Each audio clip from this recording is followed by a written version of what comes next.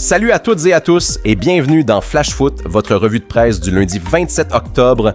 On part tout de suite en Europe où l'actu foot ne s'arrête jamais. En Espagne, le Real Madrid confirme sa domination. Le club merengue s'impose 2-1 face au Barça dans un classico tendu. Des buts signés Kylian Mbappé et Jude Bellingham côté madrilène contre une réalisation de Fermín López pour les Catalans. Le journal Marca salue un Real impérial pendant que ASSE parle d'une équipe transformée. Avec ce succès, le Real Madrid prend 5 points d'avance sur le Barça et s'installe solidement en tête de la Liga. Mais la victoire n'a pas été sans tension. Vinicius Junior, très actif mais remplacé à la 72e minute, a mal vécu sa sortie.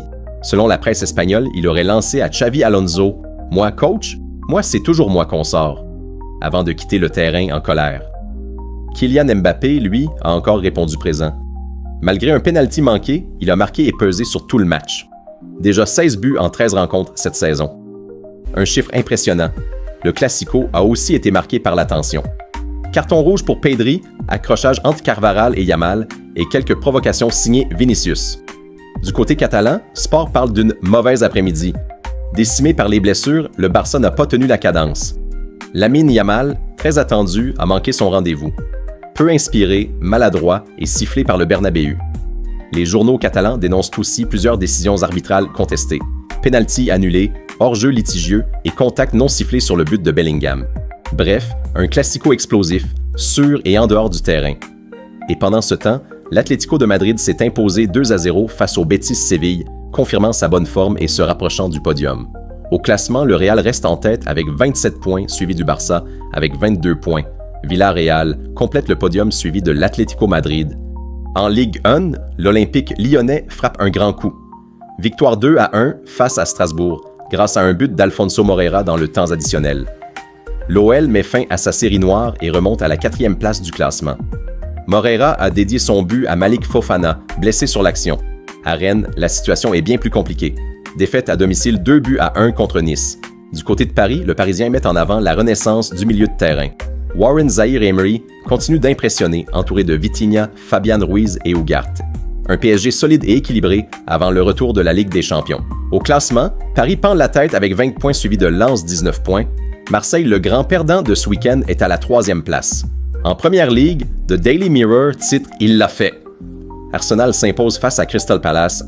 Les Gunners reprennent la tête du championnat, profitant des contre-performances de Liverpool et Manchester City.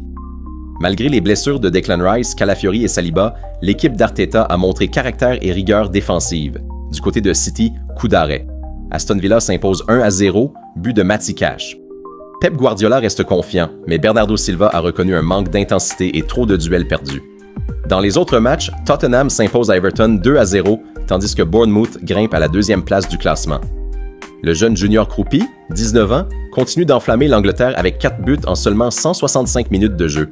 Au classement, Arsenal est en tête avec 22 points suivi de Bournemouth, 18 points. Tottenham complète le podium avec 17 points. En Serie A, la Juventus plonge dans la crise.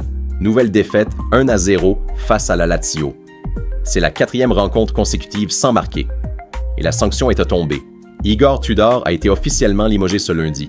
La direction turinoise cherche désormais un successeur pour relancer la machine avant le mercato d'hiver.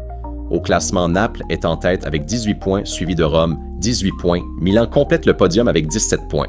Et on termine au Portugal, où le club de Benfica se prépare à un second tour électoral historique. Rui Costa et João Lopes sont au coude à coude pour la présidence du club lisboète.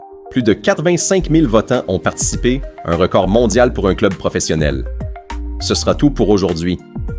Merci d'avoir suivi ce tour de l'actualité sur Flash Foot. Pensez à liker, commenter et vous abonner. Et on se retrouve très vite pour un Flash Foot. À bientôt!